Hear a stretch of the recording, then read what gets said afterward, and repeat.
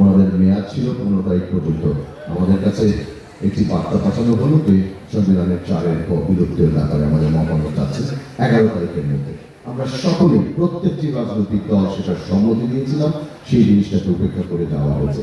সংবিধানের 150-2 পঞ্চম, ষষ্ঠ এবং সপ্তম তফসিলের ব্যাপারে আমরা একমত ছিলাম, সেটাকে বাদ দেওয়ার ব্যাপারে সেটাকে উপেক্ষা করে দেওয়া হয়েছে। এখানে যে গণতন্ত্রের যে সৌন্দর্য ছিল, ভিন্ন মত বহুমত সবকিছুকে উপেক্ষা করে তারা একটি স্বৈরাচারী কায়দায় তাদের একটি দুরভিসন্ধমূলক একটি কাজ তারা বাস্তবায়ন করার জন্য সুপারিশটি দিয়েছেন এবং সেই সাথে নতুন একজন ফ্যাসিস্টের আবির্ভাব হচ্ছে। গতকাল দেখলাম একটি দলের নেতা বলেন আজকের মধ্যে এই গণভোটের ব্যাপারে আদেশ দিতে হবে। আমি সবাইকে অনুরোধ করব, আসুন আমরা ঐক্যবদ্ধ থাকি, গণতান্ত্রিক অভিযাত্রায় আমরা আস্থা রাখতে চাই প্রফেসর ডক্টর ইউনূসের প্রতি। আগামী ফেব্রুয়ারিতে যা যে প্রত্যাশিত নির্বাচনটি হতে যাচ্ছে সেটি যেন বাধাগ্রস্ত না হয় এবং কেউ যেন তাকে প্রলম্বিত করতে না পারে, সেই জায়গায় সকল গণতান্ত্রিক দলগুলোকে ঐক্যবদ্ধ থাকার আহ্বান জানিয়ে আমার সংক্ষিপ্ত বক্তব্য শেষ করছি। খোদা হাফেজ। ধন্যবাদ এহসান হুদা ভাইকে।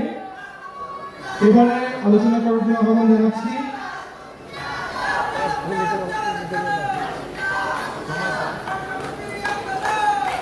ভাসানী গণশক্তি পার্টির সভাপতি বীর মুক্তিযোদ্ধা রফিকুল ইসলাম বাবু ভাইকে।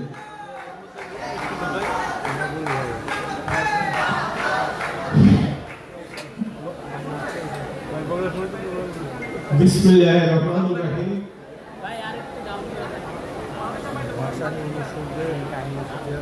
গণসংহতি আন্দোলন পঞ্চম জাতীয় সম্মেলন উপলক্ষে আজকের এই অনুষ্ঠানের সভাপতি সহযোদ্ধা জুনায়েদ সাকি,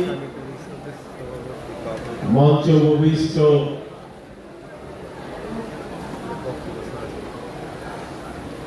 বাংলাদেশ জাতীয়তাবাদী দলের মহাসচিব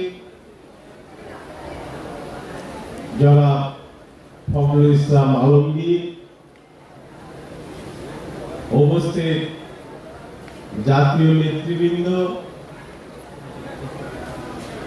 এই সম্মেলন উপলক্ষে গণসংহতি আন্দোলনের নেতা কর্মীবৃন্দ, সারা বাংলাদেশ থেকে আগত এবং মিডিয়ার ভাই বোনেরা, আমি ভাসানী জনশক্তি পার্টির পক্ষ থেকে আপনাদেরকে সালাম, শুভেচ্ছা, কৃতজ্ঞতা জানাচ্ছি। বন্ধুগণ, আজকের এই সম্মেলন আজকে শুরু হইল, আগামীকালকেও তাদের বিভিন্ন প্রোগ্রাম থাকবে, পরের দিনও থাকবে। আমরা এখানে বিভিন্ন দলের নেতৃবৃন্দ এসছি শুভেচ্ছা বক্তব্য রাখার জন্য। আমি গণসংহতি আন্দোলনের নেতৃবৃন্দ, নেতা কর্মীবৃন্দকে অনুরোধ করব, আপনারা আমরা একই পথে যাত্রী।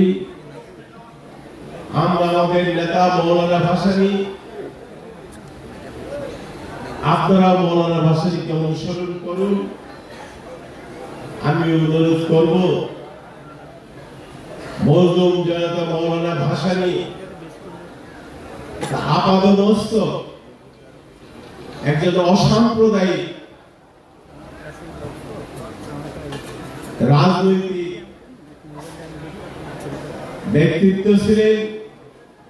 আমরা তাকে যদি সম্মান করতে চাই, তাহলে আজকে বাংলাদেশের রাজনীতিতে যে সাম্প্রদায়িক শক্তি মাথা চারা দিয়ে উঠেছে, আমি আপনাদেরকে অনুরোধ করব,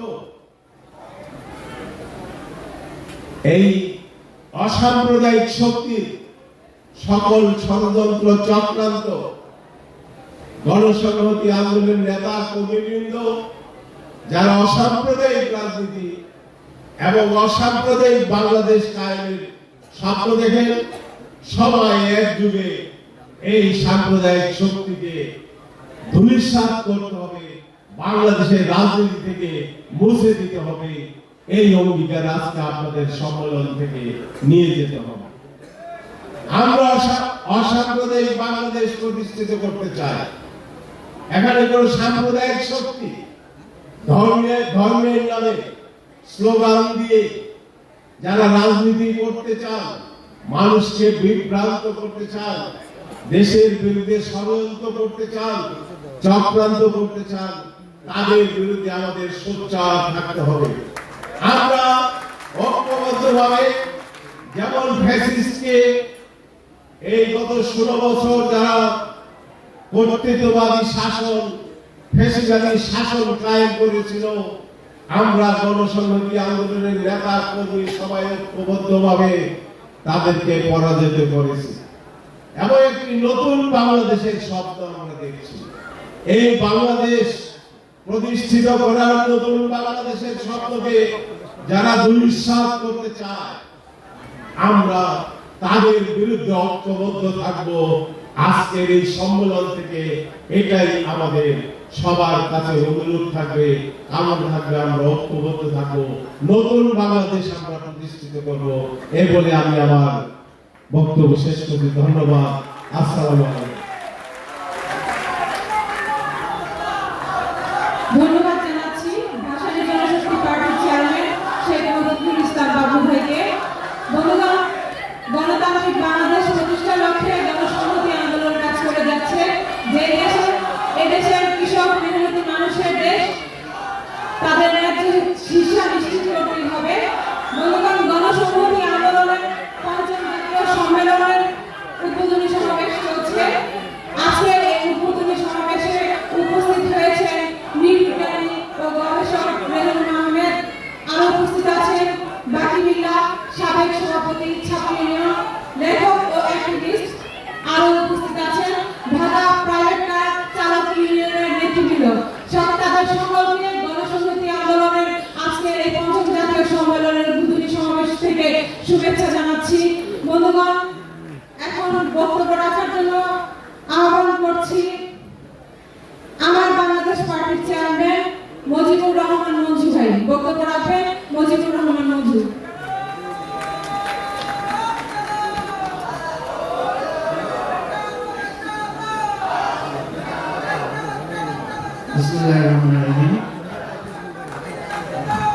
আজকের এই অত্যন্ত আনন্দঘন এবং বেশ জনময় সম্মেলনের প্রিয় সভাপতি, উপস্থিত নেতৃবৃন্দ ও সর্বস্তরের নেতাকর্মী ভাই বন্ধুগণ, আমরা সবাই ফেসিবাদী আন্দোলনের সহযাত্রী সহবন্ধু, সবাইকে সংগ্রামী সালাম জানাই।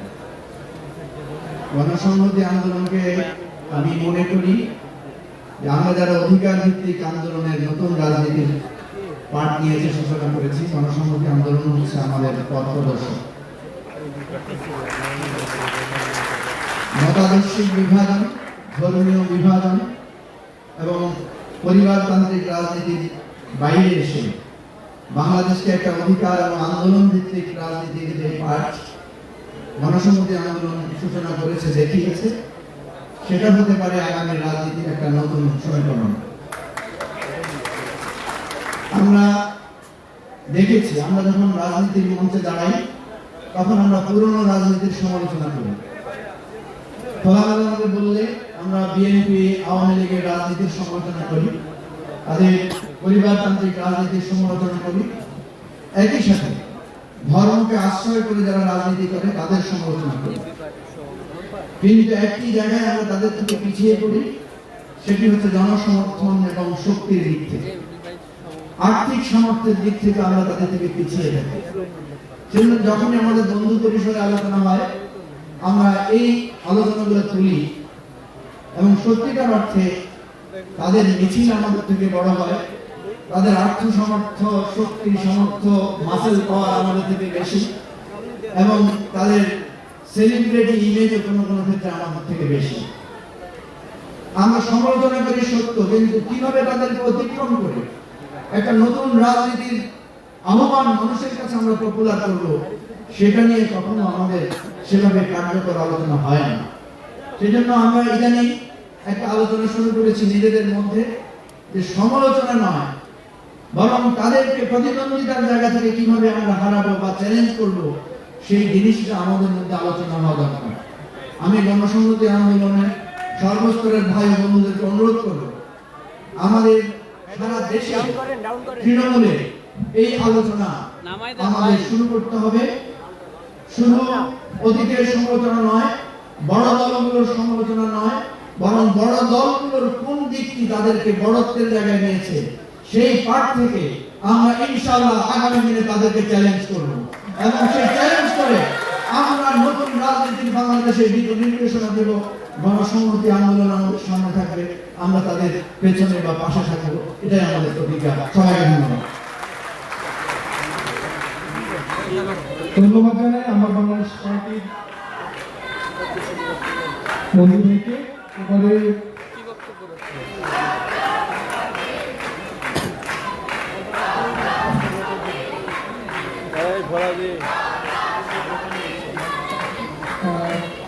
আরো উপস্থিত আছেন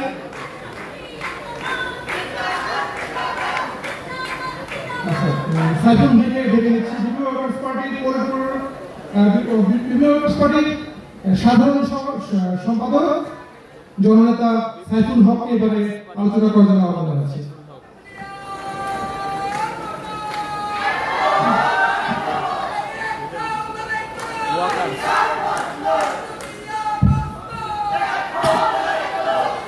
বন্ধুগণ,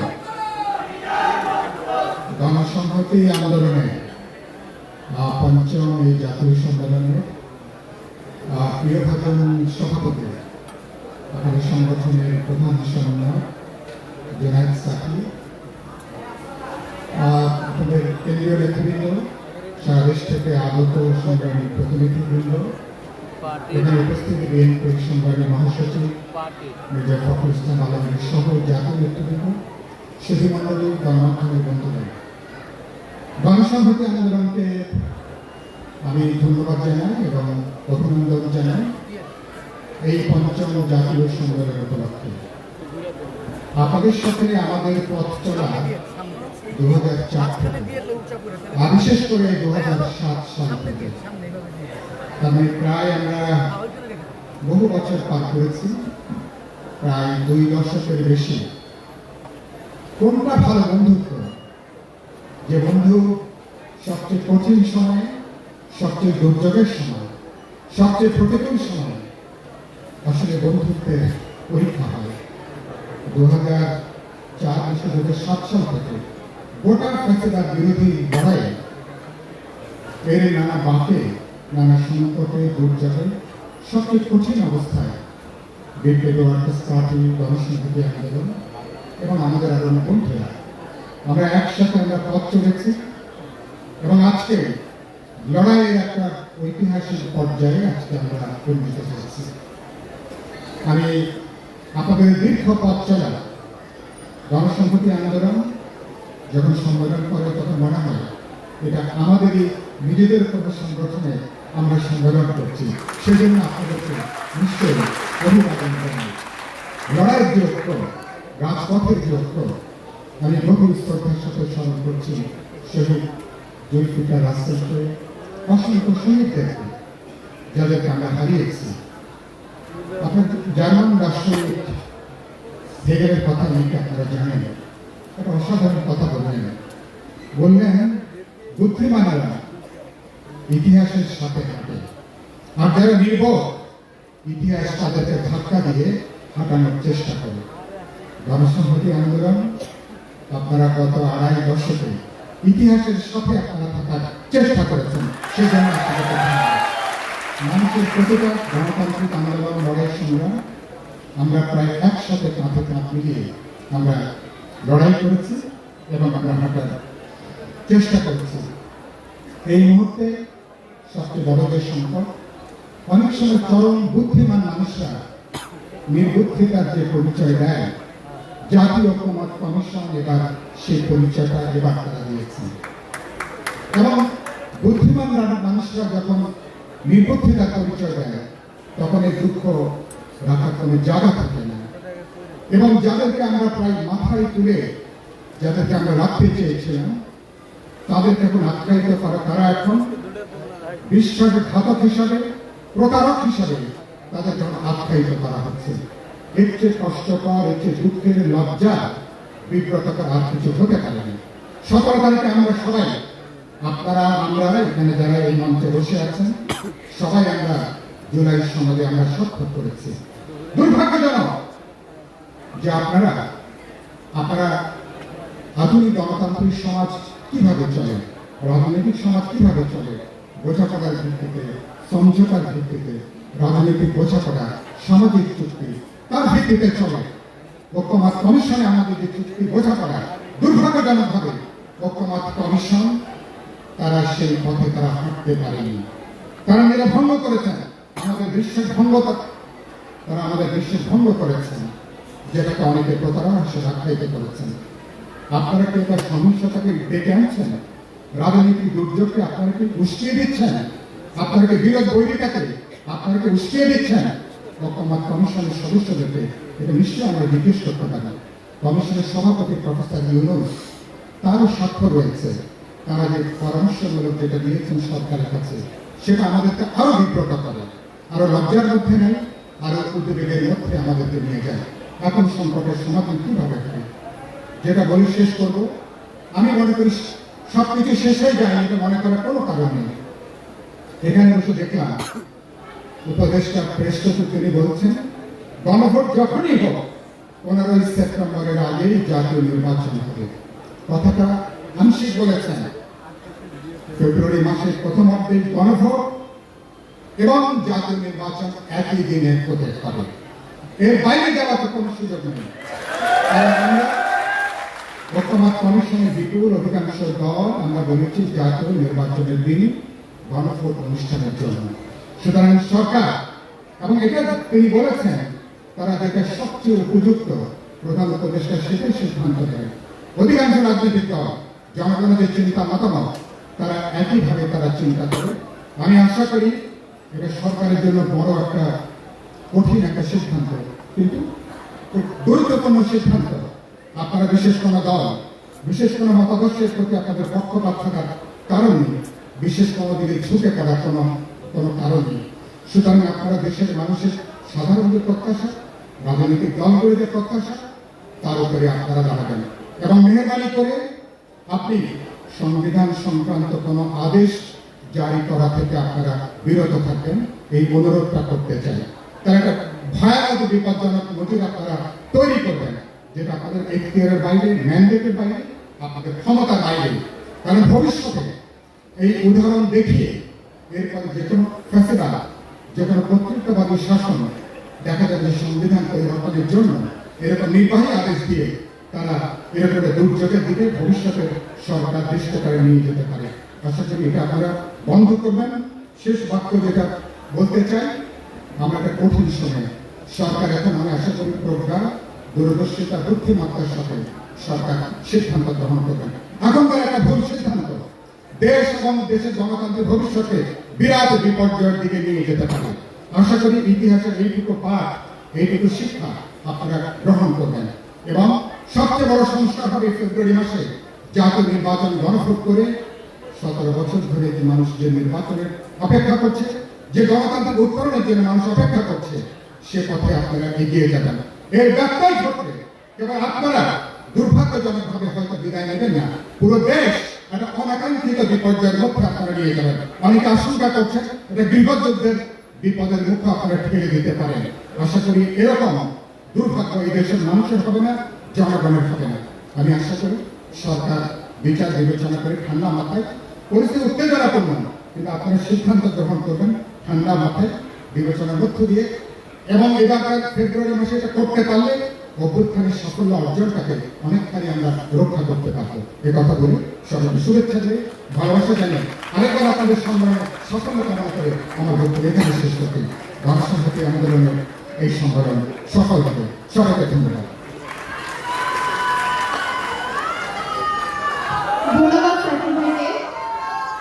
আজকের গণসংহতি আন্দোলনের পঞ্চম জাতীয় সম্মেলনের উদ্বোধনী সমাবেশে উপস্থিত আছেন বিপ্লবী ওয়ার্কার্স পার্টির পলিট ব্যুরো সদস্য মীর মোফাজ্জল হোসেন মোশতাক ও আকবর খান, বাংলাদেশ পিপলস পার্টির কেন্দ্রীয় নেতা মোস্তাফিজুর রহমান, নাগরিকত্বের সাংগঠনিক সম্পাদক সাকিব আনোয়ার, লেখক গবেষক রহমান চৌধুরী, 24 উত্তরায়ের অন্যতম সমর্থক মনীষা মাফরুহা।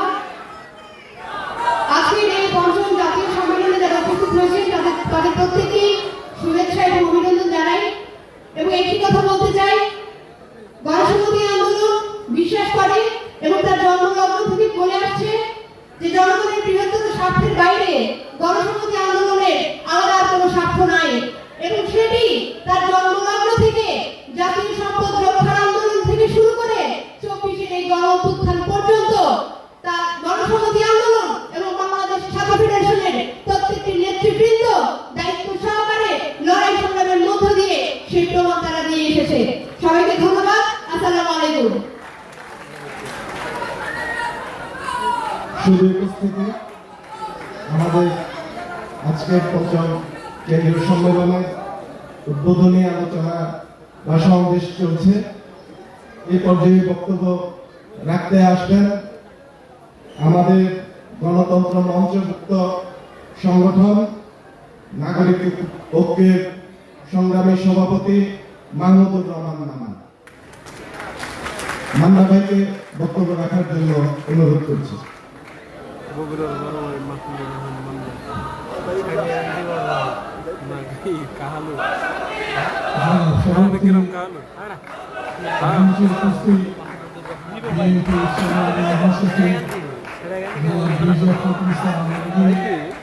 অন্যান্য নেতৃবৃন্দ সবার নাম বললাম, সময় কম। সরকার যেরকম করে বলেছে তাতে আর 3 মাস পরে দেশের জাতীয় সংসদের নির্বাচন হবার কথা। আজকে আমরা এখানে যারা যারা বক্তৃতা করছি তাদের বলবার কথা সেই নির্বাচনে আমরা কি করতে চাই, আমরা যদি জিততে পারি দেশের মানুষকে কি উপহার দেব। এই যে এত বড় একটা উত্থান হলো, শত শত মানুষ জীবন দিল, হাজার হাজার মানুষ প্রাণ হারালো, তার বদলে এই রক্তের ঋণ শোধ করার জন্য আমরা নতুন বাংলাদেশ কিভাবে গড়ব। আমাদের বলবার কথা, আমরা মানুষের জন্য সম্পদ কিভাবে তৈরি করব, সেই সম্পদকে কিভাবে সুষম বন্টন করব, কিভাবে যা বৈষম্য আছে সেগুলো পর্যায়ক্রমে দূর করব, একটা কল্যাণ রাষ্ট্র করতে পারব। কিন্তু সবাই জানে পরিস্থিতি এমন এক জায়গায় আমাদেরকে এনে দাঁড় করিয়েছে যে এখন এগুলো বলবার সময় নেই। প্রধান উপদেষ্টা বলেছেন এই নির্বাচন বানচাল করবার জন্য হামলা হতে পারে। হামলা কে করবে? ধানমন্ডি গুন্ডারা, উত্তরা থেকে ভাড়া করে বাস্তানরা, ওটা পুলিশই ঠান্ডা করে দিতে পারে। প্রধান উপদেষ্টা যখন এরকম হামলার কথা বলেন তখন তার মানে আরো অনেক বড় কিছু ইঙ্গিত করেন তিনি। দেশের মধ্যে কথা বলেন না, উনি বলেন আরো বড় শক্তি, যে শক্তির কাছে আশ্রয় দিয়েছে আমাদের পরাজিত শক্তিরা, অথবা যাদের সাথে গাঁটছড়া বাঁধে আরো বিশ্বের বড় বড় মোড়ল শক্তি। সারা দেশের জনগণের বুকের মধ্যে এক প্রকার কাঁপন ধরিয়ে দিয়েছেন তিনি। এই নির্বাচনের আসলে খুব বড় করে বিপত্তি কি হচ্ছে। এমনিতেই আমি বলি, উনি নিজে যখন বলেন আমাদের এই উপদেষ্টা পরিষদে যারা যারা আছে তারা সবাই নিজের নিজের জায়গায় খুবই সফল মানুষ, আমি মানি। কিন্তু যেই জায়গায় দায়িত্ব নিয়েছেন সেখানে তারা একটা অপদার্থ। দেশের রাজনীতির করে কিছু করতে পারেনি, সমস্যার সমাধান করতে পারেনি, বরঞ্চ নতুন নতুন করে সমস্যা তৈরি করেছে। ডক্টর ইউনূস আন্তর্জাতিক মানের একজন রিফর্মার, একজন ভিউয়ার, পারফর্মার। তিনি আমাদের দেশের সংস্কার করতে গিয়ে পুরো জিনিসটা একটা গন্ডগোল বানিয়ে দিয়েছেন। আমাদের মধ্যে বিভিন্ন মত আছে, সেই মতে আমরা যারা যারা মঞ্চে বসে আছি তারা সবাই যে একমত হচ্ছি তাও না। ফখরুল ভাইরা বলেছেন এই বিষয়ে আমরা দ্বিমত পোষণ করি, আমরা তাদের মতের সাথে একমত নই। তারা ডিসেনশন দিয়েছেন, তারা বলেছেন যে আমরা যদি জনগণের রায় নিতে পারি তাহলে আমরা যা বলছি তাই করবো, আপনারা যেটা বলছেন সেটা হবে না। আমরা মেনেছি, আমরা বলছি জনগণ যদি আপনাদের রায় দেয় তাহলে তার পক্ষে যাবে। সংস্কার কমিশন মেনেছে, তার মানে সরকার মেনেছে। অথচ গতকালকে আপনারা পত্রিকায় দেখেছেন যে প্রস্তাবনাটা দেওয়া হয়েছে জুলাই সনদে, সেখান থেকে নোট অফ ডিসেন্ট বাদ দেওয়া হয়েছে। এটা একটা 420 দিন না? ক্ষমতায় যারা আছে তারাই যদি 420 মতো কাজ করে, প্রতারণা করে রাজনৈতিক দলগুলির সাথে, তাহলে আমাদের ভবিষ্যৎ কি? আমরা যে নতুন বাংলাদেশ করতে চাই, বৈষম্যহীন বাংলাদেশ করতে চাই, গণতান্ত্রিক বাংলাদেশ করতে চাই, এদের হাতে সেই বাংলাদেশ গড়া সম্ভব হবে? সবার মধ্যে আজ বড় প্রশ্ন। আরো অনেকগুলো কাজ তারা করেছেন। যেদিন বৃষ্টির মধ্যে আমরা সই করছি জুলাই সনদ, খেয়াল করবেন দলিল যখন লেখা হয় তখন পর্যন্ত সংশোধন করা যায়, কিন্তু দলিল যখন সই হয়ে যায় তখন সেই দলিল বদল করা যায়। আপনাকে 5 বিঘা জমি দখল দেওয়া হচ্ছে, দলিল করা হয়েছে, এরপরে ওই দলিল বদলে আপনাকে 4 বিঘা জমি দেওয়া যায়? যায় না। এরা তাও করেছে, সেই দিন আর্টিকেল 5 চেঞ্জ করেছে। আবার বক্তৃতার মধ্যে বলেছে 31 তারিখ পর্যন্ত মেয়াদ বাড়িয়েছি, আমরা আরো পরিমার্জন সংশোধন করতে পারি। জুলাই সনদ সংশোধন করবার অধিকার সই করবার পরে কেউ তাদের দিয়েছে গায়ের জোরে, মূর্খের মতো, না বুঝে যা ইচ্ছা তাই তারা কাজ করছে। কি করবে? এরা তো কথাও শোনে না। এরা মনে করে আমরা সবই বুঝি, রাজনীতিবিদদের পছন্দ নয়। মির্জা ফখরুলের মতো পার্টি, বিএনপির মতো পার্টি, আমি ছোটখাটো মানুষ, ছোট পার্টি, আমার কথা জানে নাই শুনে। এত বড় একটা দলের নেতারা যখন দেখা করতে চায় তখন 3 বার করে চিঠি পাঠাতে হয়, তারপরে তারা ডেকে কথা বলতে রাজি হয়। এখন কি করবে? সরাসরি বিএনপি বলেছে আমাদের সাথে প্রতারণা করা হয়েছে। আর ডক্টর ইউনূস ফ্রান্স থেকে উড়ে এসে ক্ষমতা নেবার পরে বা দায়িত্ব নেবার পরে যখন বলে এরাই আমার নিয়োগকর্তা, সেই নিয়োগকর্তা পর্যন্ত বলেছে ওরা আমাদের সাথে প্রতারণা করেছে। তার মানে একটা প্রতারক গোষ্ঠী এখন ক্ষমতায় আছে, তাই তো? তারা হাততালি দিয়ে এত কষ্টকর, এত গালি গালাগালি করতে চাই না, কিন্তু এটা ঠিক আমরা এখন নিরাপদ নই। এই মঞ্চে যারা যারা আছেন তাদের সবার উদ্দেশ্যে বলতে চাই, দেশকে রক্ষা করবার দায়িত্ব এখন আমাদের। দেশকে রক্ষা করবার দায়িত্ব এখন আপনাদের। আপনাদের মানে যারা বসে আছে কত সুন্দর নিয়ম শৃঙ্খলার মধ্যে একসাথে স্লোগান দিচ্ছে, চেতনার প্রকাশ ঘটাচ্ছে, একটা নতুন বাংলাদেশ করতে চান, সেই শপথে জীবিত আপনারা এখানে যারা যারা বড় হয়েছে সারা দেশে এইরকম যে নেতা কর্মী সংগঠন আছে তাদের দায়িত্ব এই দেশকে। না হলে এই দেশ বাঁচানো যাবে না। আজ সম্ভাবনা আমাদের মধ্যে, যারা বাইরে বলেন না ওরা বড় ভালো কাজ করছে, ওরা আমাদের জনসমক্ষে কাজ করছে, ওদের কোনো দুর্নীতি কোনো কাহিনী নাই। আমি তাদের বলি এই মঞ্চের মধ্যে যারা আছে একজনের নামে আমি বলেন তোরা এই দুর্নীতি করেছে নাই। আমরা যারা আছি আমরা একই দাবি করি, দেশ গড়বার জন্য আমাদের যে নেতৃত্ব আছে আমরা সবাই মিলে যারা করছি তারাই দেশ গড়তে পারবো, কারণ আমরা জনগণের সাথে আছি। আমরা ফালতু কথার বিতর্ক করছি না, কোথা থেকে কোনোদিন কোনো কাহিনী নাই হঠাৎ করে পিয়ার নিয়ে আসতে হবে, হঠাৎ করে নতুন করে সব জায়গাতে পিয়ার পদ্ধতি করতে হবে, এইরকম কথা বলে যারা বিশৃঙ্খলা চেষ্টা করছে তাদেরকে জনগণের সামনে বুঝিয়ে দেয়। চেহারায় আর কথায় শান্ত সমাহিত খুবই সৌম্য মনে হলো, ভেতরে ভেতরে তারা তুষের আগুন জ্বালিয়ে রেখেছে। এই কাহিনী আমরা অতীতে দেখেছি, এর লক্ষ্যটা আমরা বর্তমানে দেখছি। ভবিষ্যতে ওই রকম কোনো কিছু যদি হবার মতো দেখি তাহলে তার বিরুদ্ধে আমাদের ভূমিকা রাখতে হবে। আমরা বলছি সমাধান একটাতে, এই ফাঁসিবাদ থেকে গণতন্ত্র উত্তরণের জন্য একটা কোয়ালিটি নির্বাচন চাই, এমন একটা নির্বাচন যা সবার কাছে গ্রহণযোগ্য।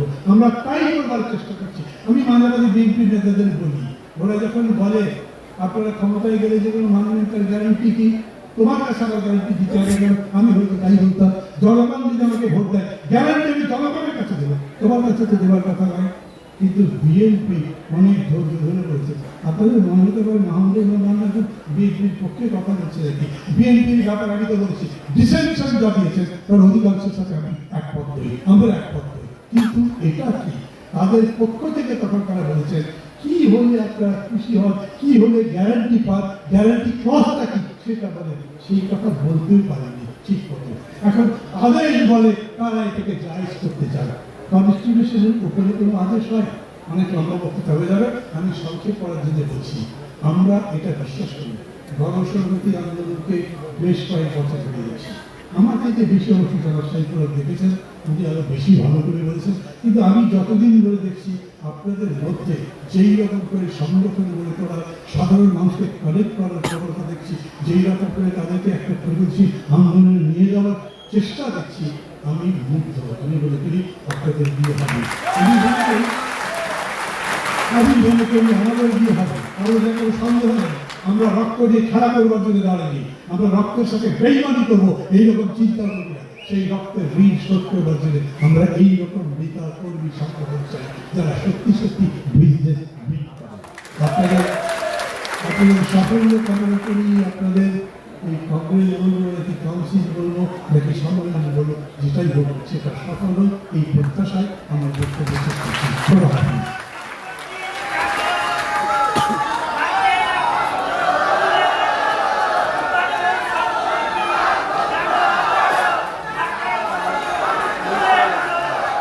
ধন্যবাদ জানাই নাগরিক ঐক্যের সভাপতি জনাব মাহমুদুর রহমান মান্না ভাইকে।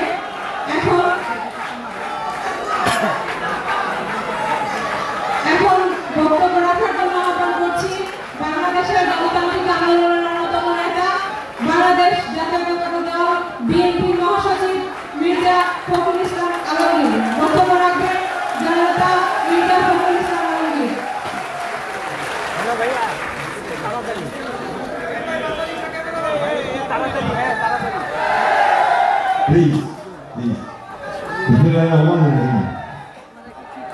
গণসংহতি আন্দোলনের আজকে পঞ্চম সম্মেলন। এই সম্মেলনের আজকে এই অধিবেশনে সভাপতিত্ব করছেন জনাব জুনায়েদ সাকি। মঞ্চে ভূমিষ্ঠ আছেন আমাদের জাতীয় সম্মানিত নেতৃবৃন্দ এবং গণসংহতি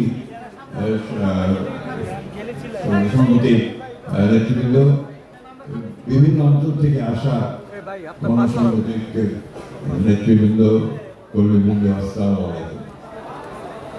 আমার সঙ্গে জুনায়েদ সাকির পরিচয় হয় আমার অত্যন্ত ঘনিষ্ঠ বন্ধু, ঢাকা বিশ্ববিদ্যালয়ের ইতিহাস বিভাগের অধ্যাপক ডক্টর আহমদ কামালের বাসায়। প্রথম আলোচনাতেই আমি তার প্রেমে পড়ে যাই। জানি তরুণটির মুখে যুবকের মধ্যে সেদিন আমি যে স্বপ্ন দেখেছিলাম এবং যে দৃঢ়তা দেখেছিলাম, সে সত্যিকার অর্থেই বাংলাদেশে একটা পরিবর্তন করতে চায়।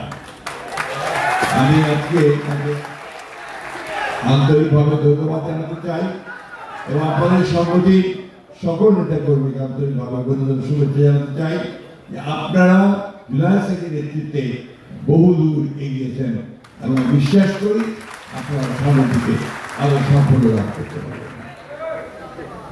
আমাদের এবি পার্টির মন্ত্রী সাহেব চ্যালেঞ্জ করেছেন, আমি এই চ্যালেঞ্জ অ্যাকসেপ্ট করেছি।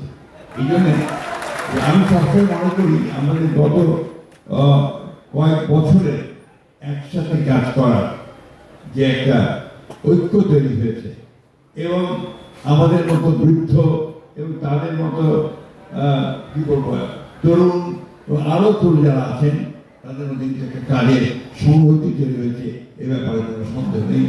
গত যে আন্দোলন, যে উত্থান, সেটা তারই প্রমাণ হয়েছে। আমি প্রায় বলতাম যে কোথায় আমি তো তরুণদের দেখতে পাই না, আমি ঢাকা বিশ্ববিদ্যালয়ের ছাত্রদের দেখতে পাই না, আমি দেখতে পাই না যে একটা অন্যায়ের বিরুদ্ধে ঢাকা বিশ্ববিদ্যালয় থেকে একটা মিছিল বেরিয়ে আসছে। কিন্তু সর্বশেষে আমরা 24শে জুলাই আমরা দেখেছি সেই শুধু ঢাকা বিশ্ববিদ্যালয় নয়, সারা দেশের তরুণরা অন্যায়ের বিরুদ্ধে রাস্তায় নেমে গেছে। আজকে এখানে অনেক আহত প্রকাশ করেছেন। আমি আমার ব্যক্তিগত জীবনে কোনদিন আশাবাদী ছিলাম না, রাজনৈতিক জীবনে আশাবাদী নই, কারণ আমি বিশ্বাস করি যে ন্যায় জয় হবে, সত্যের জয় হবে। আজকে মানে আবার বলছি, আজকে যে সংকট তৈরি করেছে এই অন্তর্বর্তীকালীন সরকার, ঐক্যমত্য কমিশন, আমি বিশ্বাস করি যে এই সংকট কেটে যাবে। এই দেশের মানুষ কখনো পরাজয় বরণ করে না, পরাজয় বরণ করেনি, পরাজয় বরণ করবে না। বন্ধুগণ, আমাদেরকে সবসময় একটা কথা মনে রাখতে হবে যে এই দেশটা আমাদের, এই মানুষগুলো আমাদের, এবং তাদেরকে ঐক্যবদ্ধ করে আমাদের সমস্ত যে চক্রান্ত, সমস্ত যে আপনার ষড়যন্ত্র আমাদের বিরুদ্ধে হচ্ছে তাকে পরাজিত করতে হবে। এখানে আমরা বিভিন্ন দল করতে পারি, বিভিন্ন মত থাকতে পারে, বিভিন্ন পথ থাকতে পারে। একটা বিষয় আমরা সবসময় ছিলাম, বাংলাদেশের ব্যাপারে সবার আগে বাংলাদেশ, এ ব্যাপারে আমাদের কোনো সন্দেহ নেই। আমি একটা কথা বলতে শেষ করবো, সময় নেই, কারণ আমাদের সময় হয়ে গেছে। আবার আরেকটা প্রোগ্রামে যেতে হবে আমাকে। শুধু অবশ্যই একটা কথাই বলবো, সরকারের কাছে আহ্বান থাকবেন, যাওয়ার হয়ে গেছে, আপনার দয়া করে ওই সমস্যাগুলো সমাধান করে যাতে সবাই একসাথে আমরা নির্বাচনে যেতে পারি, এই সমস্যার সমাধান করে আমরা জনগণের কল্যাণের জন্য কাজ করতে পারি, সেই পথে এগিয়ে চলুন। আমরা যেমন অতীতে আপনাদের সঙ্গে ছিলাম, সামনেও আপনাদের সঙ্গে থাকবো, কিন্তু অবশ্যই আপনাদেরকে নিজের এই যে জায়গা তৈরি করেছেন তার থেকে বেরিয়ে আসতে হবে, আপনাদেরকে অন্য কেউ সেটা করে দেবে না। ধন্যবাদ সকলকে। আসসালামু আলাইকুম। জনসংহতি যে সম্মেলন সফল কামনা করছি, আপনারা সফল হন, এই দোয়া করছি। ধন্যবাদ।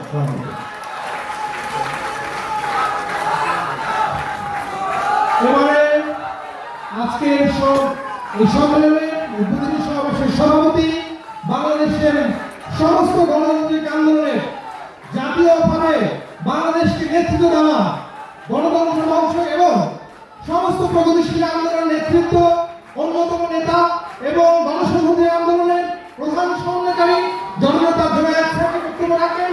তার আগে আমি একটা নাম ঘোষণা করতে চাই। আমাদের মাঝে উপস্থিত হয়েছেন, তাকে বলছেন কাসিম ভাই।